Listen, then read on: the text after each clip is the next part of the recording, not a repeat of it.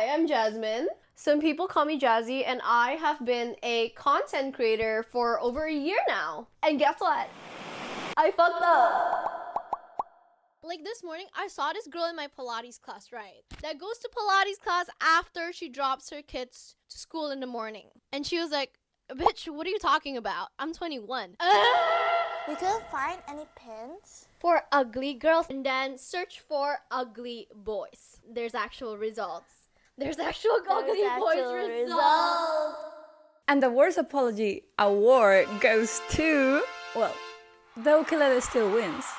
But the second place definitely goes to Jazmine Tan. The girl's girl, your older sis, is now shaming a girl for looking older and promoting social standards as just being a girl. But I think unpacking her apologies, it's a really interesting move since it gives us interesting information to look. Let's talk about Jazmine Tan. Hi, welcome back. I'm Maki. I'm not really a fan of her, but I definitely came across her content. Hi, baby girlies. Hello, baby girl. Baby girl. Baby girl. Baby girl, baby girl, baby girlies. And I see two main topics that should be talked about. The girl's identity and her apology, which is my favorite. You can learn a lot about this apology, how to not do it, and how to actually change. So let's unpack this. Who is Jazmine Tan?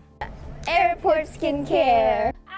I'm so excited to introduce you to my very first brand collab. Ooh, so pretty. Jazmine Tan is an influencer that regularly posts things about beauty content, like makeup tutorials, shorts and tips. Her content targets young audience because she calls herself like an older sis. And nothing makes me wanna talk more than mental health, feminism, and content creators targeting young audiences. Her now deleted video about how a girl that is still in college look older than her, and in her words, mother of two and filling taxes. She's still in school. She's 21. Why does she look like a mother of two who responsibly files her goddamn taxes every year? And this is a direct contradiction with her girl's persona and her critical comments about other women's appearance, because she criticized a woman for her own appearance. She literally kinda bullied her. Like, was it necessary to say those things? It was so mean. So let's see why is this happening from a psychological perspective. Why a girl that is proclaimed a girl's is doing such a harmful comment on another girl. So let's see why. Saying things like she looks like a mother of two doing taxes, or saying things like there are only ugly boys on Pinterest, not ugly girls, because yes, there is a video that is not deleted yet that she said this same thing. We couldn't find any pins. For ugly girls, and then search for ugly boys. There's actual results. In both of these videos reflect an internalization of social comparison culture, often framed as soft misogyny masked as humor. In my opinion, real girls support girls, avoid unnecessary criticism about how their appearance and how they look, and uplift others, especially when they like what they are doing. When an influencer makes superficial comments, it suggests performative solidarity, aligning with feminism and supportness as a brand, not as a consistent behavior. This gap between branding and behavior is what audiences perceive as fake apologies or hypocritical, because her apology doesn't acknowledge this type of contradiction that she's doing. And I truly believe she kinda doesn't know it, because she said that deep inside herself she knows she's a girl's girl on her apologies. So I know she's not realizing, she doesn't acknowledge her contradiction, because on the apology video she said she believed that she's a girl's girl even though no one believes on her. And she also talked about how much followers she has. For every one hater there are 10 supporters supporting her back, and yeah,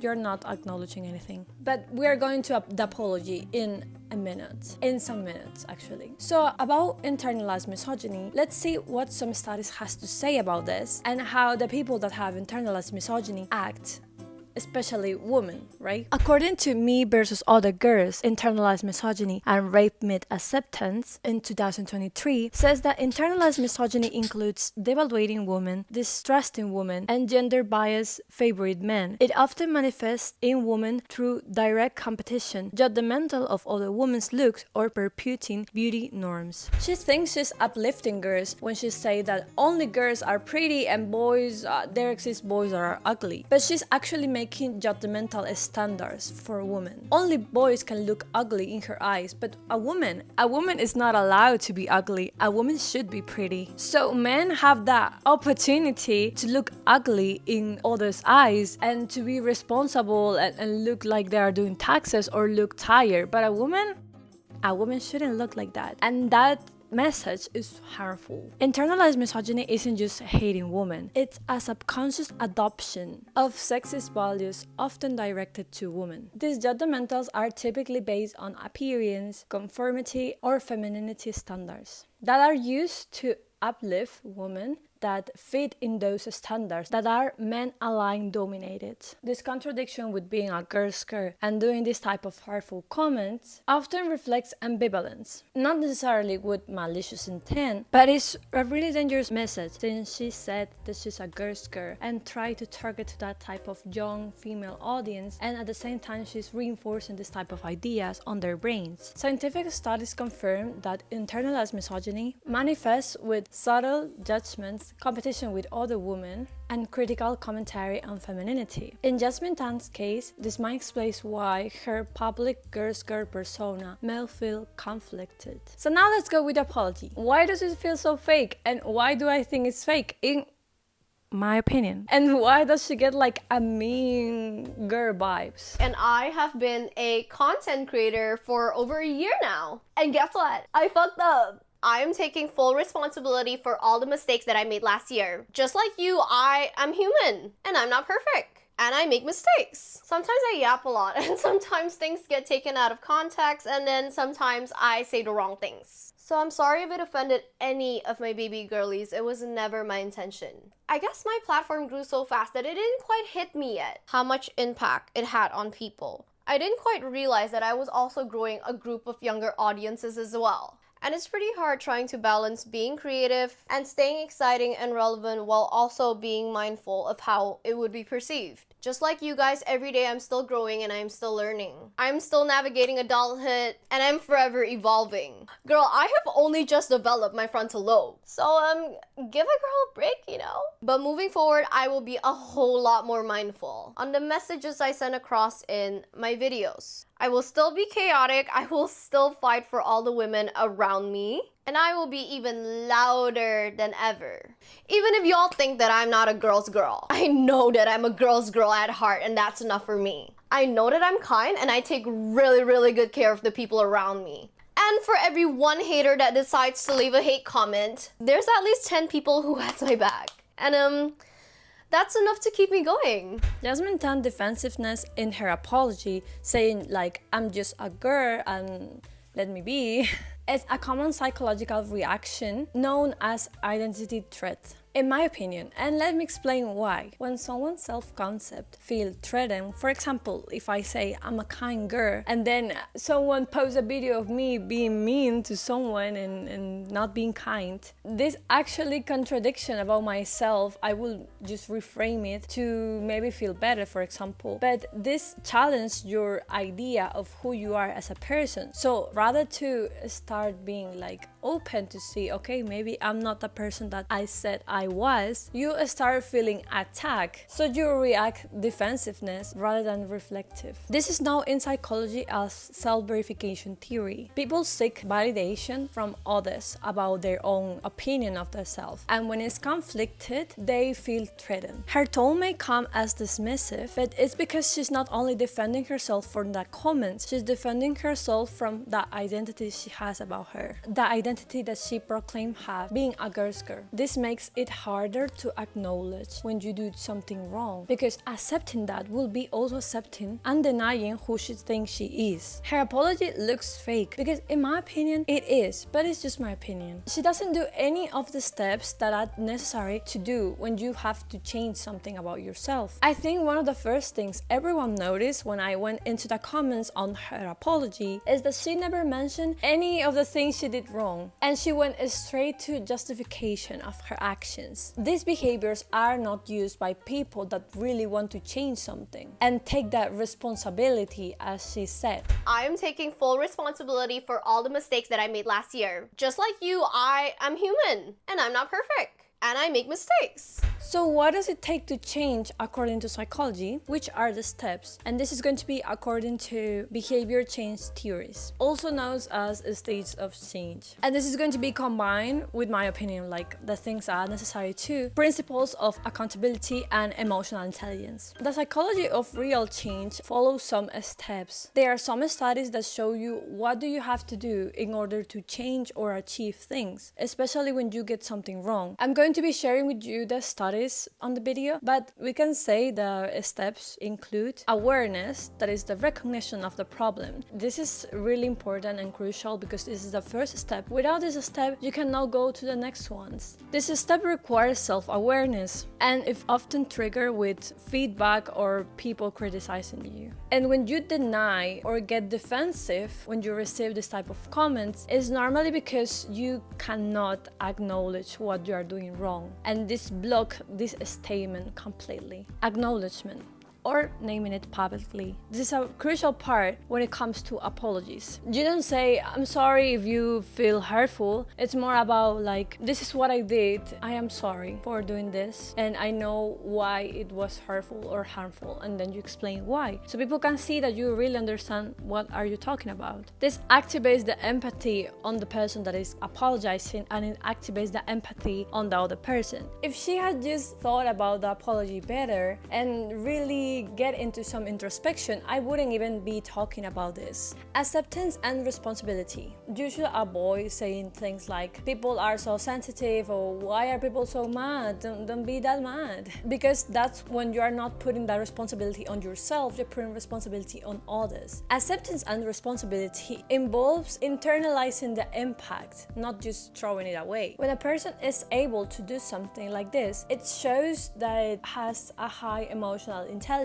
and accountability, commitment to change. This is a mix between intentions and plans. And this is the crucial step that can distinguish between a fake apology and a real apology. In this step includes a specific behavior changes. It's basically when you say, what are you doing now that has changed and is going to change and is constantly changing you from the thing that you did before. For example, she blamed a girl for looking older. So you could say something like, I see where my comments comes from an internalized misogyny, because I'm insecure about appearance and I think women's appearance are too important in society. So I want every girl to look pretty, but I made a mistake. I was judgmental with someone. I did it wrong. This was wrong, because no one should blame any appearance of anyone just because they don't look like you want them to look. I see where my comments come from and I see that this is wrong, so I'm gonna do something better for the future. And you should say, what are you doing better? Like, I'm trying to read about how to take this off, like the idea of women should be always pretty, how to start accepting your body. And there are a lot of things that these things are just popping to my mind, like taking accountability. But it actually, like, when you really want to apologize, you need to take the steps, like the steps of real apologies and real change. So you really want to do something. But this is just like a mini example that is not even well done, because I will need time to make an apology. When one day I made a mistake and I do an apology, probably you're going to see it, okay? From a psychological standpoint, bullying often comes from a deep insecurity. Individuals who may feel inadequate may attempt to elevate their own self-esteem by putting other people down. When they see someone as being worse than them, it kinda boosts their confidence for some period of time. because they have a really fragile self-image. In this situation, for example, she said things like Gen Z is aging like crazy. But do you guys notice that us Gen Zs are aging really, really, really fast and looking way older than our actual age? Like, Which actually includes herself, or I think like she includes herself. However, she positioned herself as an authority, saying like, if you don't want to be aging that fast, you should blah blah blah blah blah. And she came with this idea of posting about this because she saw a girl that was still in college that looked old. So she bullied someone, put the person down, and then she put like, okay, we are Gen Z, I'm aging too, but not as much as her. So let me tell you what to do to not be like her. Terrible message. She subtly distanced herself from everyone, saying like, okay, you know what, everyone is aging fast, but not as much as me because I'm not aging that fast. This suggests an internal conflict, saying something like, I feel like I'm aging fast, but maybe not as fast as other people, so I feel better with myself. She made that comparison to look at other people that are doing worse. And she masked this comparison by advising to the audience. She can maintain a social acceptable front while she reinforces her own self-worth. This is a classic example of downward social comparison. It's a common strategy where people compare themselves to others that are worse to protect and enhance their own self-esteem. Active change is basically behavior in action. Change must be consistent, not just I'm sorry and that's it. You should be consistent with the actions that you're doing. From a psychological point of view, this stage requires habit formation, self-monitoring, and often social accountability. From public figures, this may be something like acknowledging what I did wrong, be open to dialogue with their audience, and kind of listen to people. So, in my opinion, you cannot do a real change if you don't acknowledge the first steps. You cannot come here with this fifth step and say, well, I did kind of sort of this, because the other steps are missing here. If you don't see what is wrong with your content, it's really hard to make a true apology because you are not seeing what is wrong. Reassessment and grow. No one is perfect, but going humility is key. Okay, so a true apology would go to all these steps in order. Real change starts with knowing, saying, and doing. So what's the difference between performative and authentic change? So performative change is really similar to an authentic change, but have some slight difference that you may be able to see if you want to compare someone, and you will understand why do you feel so bad with her apologies, because in my opinion it's fake, but it's just my opinion. So an unreal apology goes with surface level, goes literally saying I'm sorry and not specifying anything, just on the surface. Goes with audience pleasing, often done to stop people from hating her, but not to acknowledge what she did wrong. It's self-serving. It's always centered on yourself. I didn't mean to, it wasn't that bad, this is not that wrong. It's everything centered of me as a person, but never in what type of harm did you did to others. That it should be the real apology, right? And of course, it has not followed through. It doesn't seem like a true change in the content. It just seemed like an apology and end of the story. Let's keep moving. The authentic change goes by something different. The typical traits are self-awareness, when a person shows the deep understanding of their own mistakes. Behavior evidence, like is when you really know what is wrong and what is going to be changing. Values driven, not by pressure of other people, by your own pressure of yourself. And if the person is open to feedback, that doesn't get defensive when you comment something, just kinda tries to understand. Performative change protects the ego of the person or their own self-image. On the other hand, authentic change protects others from your message. And this part is more personal because I am a really small content creator. I have received my first hate comments, which it was a really amazing experience, not gonna lie, really uncomfortable and weird experience. I will say that you don't get defensive when you know that you're doing something that is right. The comments that it can come to you come from a place. If you understand with emotional intelligence and being strong about your own opinions, when someone comes with an idea, you you kind of check the idea. Even though it's harmful or hateful, you kind of see where it comes from and what's their point. Like, for example, they can criticize your content on your girl's persona. This is something that had happened to me because no one had criticized me for being a girl's girl or something like that, but it criticized directly to my background because I studied psychology. Some people can be kind of confused about why a person that is studying psychology is doing this type of videos. Yeah, I do get where they are coming from, but I do understand also that I have a background in something as all of you, so that's why you have an opinion. This is not a hateful comment. This is not like something to hate anyone or to say that clinically this person is ill or something like that. This is more about me analyzing and giving my opinion about things, and I do have a background. I'm a psychology student, as well as I have my own background of my own personal experience of my own life and of the everything surrounding me as a person. I have my own background of things. I think if you have something to say that is different, maybe you should say it. So say in the comments. Even though you disagree with the type of content that I'm doing, I think it's fine. Like, you can say in the comments and or you can have your own opinion. I think it's important to talk about these topics from a more science perspective, just for educational purposes and also for making people understand why they get so mad.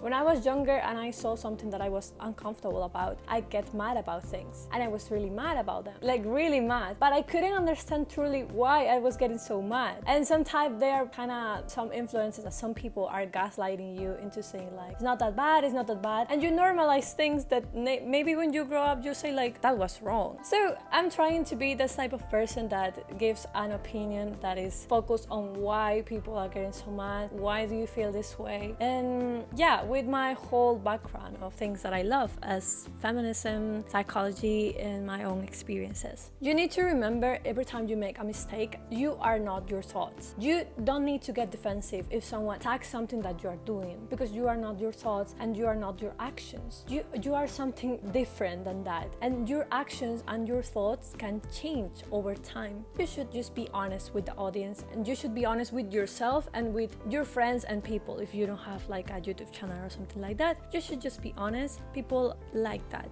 So let me know, what do you think about this whole thing? Do you think the apologies was fake or not? Let me know in the comments. And for me it was, but yeah, it's just my opinion. Like and subscribe for more content. I'm going to do another video in 1 week or something. So thank you for being here. Bye.